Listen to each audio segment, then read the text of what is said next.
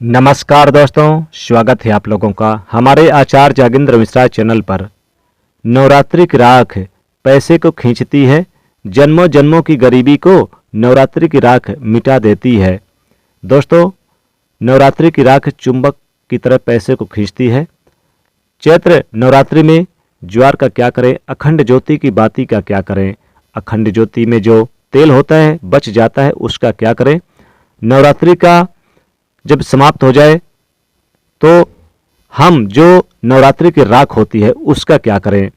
ये कब से शुरू होगी इस बार और कब समाप्त होंगे 2024 में। कन्या पूजन कब से शुरुआत है, कितने व्रत पड़ेंगे, हरे भरे जौ का क्या करें। दोस्तों, आज हम जानेंगे सब कुछ इस वीडियो में।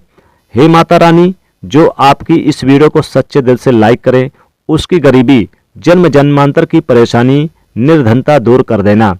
जय माता दी। दोस्तों, मुझे यह वीडियो फिर से इस वजह से बनाना पड़ रहा है ताकि नवरात्रि में आप सब बाद में गलती ना कर बैठें। अर्थात नवरात्रि के बाद जो चावल होते हैं, जो जौ होते हैं, जो ज्योति की बाती होती है और जो अगरबत्ती की राख होती है, यानी जब आप हवन देते हैं तो उसकी राख होती है। जितने भी हम नवरात्रि के समय में सामग्री यूज करते हैं, चढ़ाते हैं, उन सब का क्या करें।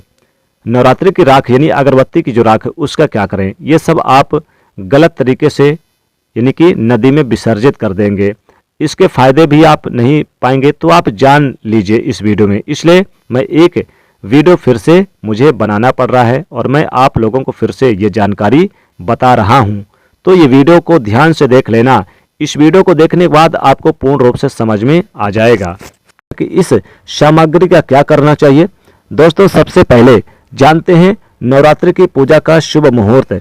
कलश स्थापना का शुभ मुहूर्त देखिए 2024 में 9 अप्रैल के दिन से यानी कि मंगलवार से नवरात्रि शुरू हो चुका है। पहला व्रत रखा जा रहा है और अंत में यानी कि समापन 17 अप्रैल दिन बुधवार के दिन नवरात्रि समाप्त हो जाएंगे। यानी इस बार 9 दिन की नवरात्रि है। व्रत 17 अप्रैल को सुबह रखा जाएगा। अष्टमी तिथि भी इसी दिन, कन्या पूजन इसी दिन होगा।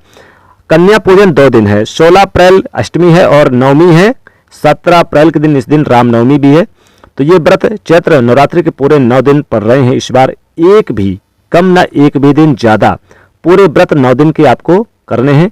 कोई पहला आखिरी व्रत कर सकते हैं, कोई पूरे 9 दिन भी कर सकते हैं, अपनी अपनी श्रद्धा है।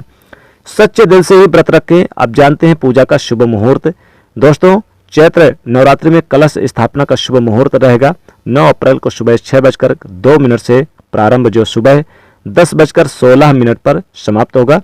यदि आप किसी कारणवश इस मुहूर्त में पूजा पाठ नहीं कर पाए तो फिर आपके पास समय नहीं है, तो फिर क्या करें। कामकाज में आप व्यस्त रहते हैं, घर में बहुत सारे काम हैं जिसकी वजह से आप परेशान हैं, आपके पास समय नहीं है, तो नवरात्रि में एक और मुहूर्त है, आप उस मुहूर्त में भी पूजा कर सकते हैं। वह मुहूर्त है अभिजीत मुहूर्त, जो एक अच्छा समय रहेगा सुबह 11:57 से सुबह 12:48 तक, दोपहर 12:48 तक। इस मुहूर्त में यदि आप पूजा पाठ अवश्य कर सकते हैं, क्योंकि समय ना होने के कारण आप नवरात्रि का सामान नहीं खरीद पाएंगे, तो आप इस मुहूर्त में भी पूजा पाठ कर सकते हैं। देखिए, आप में से अधिकतर लोग जो हैं नवरात्रि के बहुत सारे यानी गलती कर बैठते हैं। ऐसी गलती 9 दिन तक आप माता रानी की खूब पूजा करते हैं। माता रानी की पूजा करने के बाद जो चावल होते हैं, जो श्रृंगार सामान होता है, अगर यानी कि बच जाए, जैसे जो अगरबत्तियां होती हैं, अगरबत्ती की जली हुई जो भस्म होती है, राख होती है, जो श्रृंगार का सामान होता है, जो दैवीय सिक्का होता है, ये सब नदी में जाकर विसर्जित कर देते हैं। यही सबसे बड़ी मूर्खता है, गलती है। सारी जानकारी इस वीडियो में आप लोगों को विस्तार से बताऊंगा। इसका क्या कारण होना चाहिए, कैसे करना चाहिए, इससे आज आपको जानना है। क्योंकि आज मुझे दैवी प्रेरणा मिली है, मुझे गुरु जी के द्वारा प्रेरणा मिली है कि आप ये जानकारी समाज में बताइए, क्योंकि अधिकतर लोगों को नवरात्रि में 9 दिनों तक खूब पूजा पाठ करते हैं, पूजा करने के बाद भी उन्हें फल नहीं मिलता। दोस्तों, सबसे पहली बात तो वीडियो को लाइक कर दीजिएगा, कमेंट में जय माता दी जरूर लिख दीजिएगा। दोस्तों, नवरात्रि में हम एक माटी के प्याले में जौ भरते हैं ताकि हमारे घर में सुख शांति बनी रहे और माता प्रसन्न हो जाए। जौ जब हरे भरे होते हैं तो घर में हरियाली आती है और सुख समृद्धि प्राप्ति होती है। जब जौ हरे भरे होते हैं तो समस्त देवी देवता खुशियां मनाते हैं और घर की उन्नति के लिए कामनाएं करते हैं, आशीर्वाद प्राप्त होती है। हरे भरे जौ के साथ माता रानी अपने 9 स्वरूपों के साथ खेलती हैं और घर में सुख शांति की बारिश करती हैं तथा धन की बारिश होती है। और जिस घर में जौ के अंदर हरियाली नहीं आती, उस घर में पहले से ही पता चलता है कि अब आपके घर में गरीबी आने वाली है। तो इसलिए जौ को आप यानी कि क्या करें, देखिए सबसे पहली बात तो जब जौ होता है, हरे भरे जौ को अपने धन पेटी में जरूर रखें। जो आप जौ बाहर करते हैं सबको बांट दें, तो जौ का क्या करें, आप इसे अपने धन पेटी पे जरूर ले जाकर कुछ पत्ते जरूर रखें, इससे माता बहुत ही प्रसन्न होती हैं। और जो इसमें 1 रुपए का सिक्का होता है जौ में या माता रानी के पास, इस सिक्के को भी आप अपने धन पेटी में जरूर रखें, इसे बाहर ना फेंकें, इस बात का विशेष ध्यान रखेगा। इससे भी माता रानी बहुत ही प्रसन्न होती हैं। तो सिक्के जो होता है जैसे कि जो जिसमें वैष्णव सिक्का बना रहता है, ऐसे सिक्के जरूर रखें, इससे माता प्रसन्न होती हैं। नवरात्रि में कलश स्थापना करते समय जो चावल रखे जाते हैं, उस कलश के ऊपर एक नारियल भी रखा जाता है। तो कलश के चावल के कुछ आप दाने जरूर लाल कपड़े में लपेट करके इसे धन पेटी पे रख दें, तो धन हमेशा बढ़ता है। आप बाकी चीजें आप विसर्जित कर सकते हैं, लेकिन उसमें से कुछ चावल निकाल लें, इस बात का विशेष ध्यान रखें।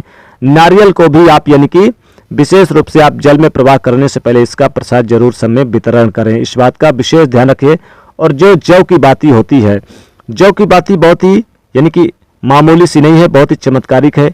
तो इसकी जो बाती है, इसे आप इसमें चाहे तो आप अलग से भी आप धागा बांध करके, जैसे जो मौली धागा है बांध कर आप अपने बाजूबंद में अपने कलाई पर बांध सकते हैं, गले में बांध सकते हैं। तो नजर दोष सुख समृद्धि हमेशा बरसेगी, नजर दोष कभी नहीं लगेगा, टोने टोटके कभी नहीं लगेंगे। और अगर धन पेटी पे अलमारी पे बांधेंगे तो धन पैसा हमेशा बरसेगा। आइए अब बात कर लेते हैं कि जो राख होती है, जो नवरात्रि में राख होती है, यानी जब अगरबत्ती जलाते हैं तो उसकी राख बचती है, या फिर आप जैसे भस्म यह बचती है। जैसे आप होम देते हैं, रोजाना जो लोग होम देते हैं माता दुर्गा को, उसकी राख होती है। उस राख को क्या करें, अगरबत्ती की राख को क्या करें 9 दिन तक, इसे आप फेंके ना। इस राख को क्या करें, आप संभाल कर रख लें। ये बहुत ही चमत्कारिक राख है, दिव्य राख है, इसमें अनेक गुण छिपे हुए हैं। अगर किसी को तंत्र मंत्र नजर दोष टोने टोटके लगे हैं तो उस व्यक्ति को आप झाड़ने में काम ला सकते हैं। यानी उसके सर से आप 11 बार, सर से लेकर पांव तक 11 बार उल्टे बार करके और फिर आप इसे कहीं बाहर फेंक दें, निश्चित ही आपके घर में सुख समृद्धि बरसेगी, नजर दोष नहीं लगेगा। या फिर आप अपने मुख्य दरवाजे पर आप अगरबत्ती, या फिर आप इसकी जो राख है, यानी जो राख अगरबत्ती की राख होती है, या फिर आप जब हवन देते हैं तो इसकी राख होती है, इस राख को आप अपने घर में नवरात्रि के समय में मुख्य दरवाजे पर आप एक लकीर खींच दें, तो बाहर की नेगेटिव ऊर्जा आपके घर में प्रवेश नहीं करती। या फिर इस राख को आप अपने घर में छिड़काव कर दें गंगा जल के साथ, तो घर में सारी बुरी शक्तियां बाहर चली जाती है और सुख समृद्धि आपके घर में वास करती है। नवरात्रि में माता रानी को जब आप अगरबत्ती जलाते हैं या फिर आप होम देते हैं तो क्या करें, जो राख बचती है तो इस राख को आप एक लाल कपड़े में, यानी आप नवमी के दिन इसे आप एक लाल कपड़े में लपेट करके इस राख को अपने धन पेटी पे रख दें, तिजोरी अलमारी पे रख दें, तो इतना पैसा बरसेगा कि संभाल नहीं पाओगे। चारों दिशाओं से आपके घर में इनकम आएगी, पैसे आएंगे। तो होली की राख के बहुत ही चमत्कारिक गुण हैं। होली की जो यानी कि जो नवरात्रि की राख है, जी हाँ, होली यानी नहीं, आपको नवरात्रि की राख कहना चाहिए। तो जो नवरात्रि यानी कि जो नवरात्रि में अगरबत्ती की जो राख होती है, यानी जो राख से आप यानी जो हवन देते हैं तो राख बचती है, इस राख को नवरात्रि में जब राख बचे तो इसे आप लाल कपड़े में लपेट के धन पेटी पे जरूर रख दें, या आप इसे पूजा स्थान पे रख दें। नवरात्रि की जो राख अगरबत्ती की राख है, जो भस्म है, इसे नवरात्रि के समय में आप पूजा स्थान पर ही रहने दें, तो आपके घर में सुख समृद्धि हमेशा बरसेगी। तो इस उपाय को हमने बता दिया है कि नवरात्रि की जो राख है, अगरबत्ती की जो भस्म है, इसे आप कैसे प्रयोग करें। अगर रोजाना आप अगरबत्ती की राख जो हो, यानी माता जी के सामने अगरबत्ती जलाते हैं और इसकी जो राख होती है, भस्म होती है, रोजाना किसी भी काम करने से पहले इसका तिलक माथे पर रोज लगाकर बाहर निकलेंगे तो समाज में मान सम्मान भी बढ़ेगा और आपका वह कार्य पूर्ण होता हुआ चला जाएगा। तो ये कार्य जरूर करें। होली की राख के चमत्कारिक यानी जो फायदे हैं जो हमने आपको बता दिए हैं।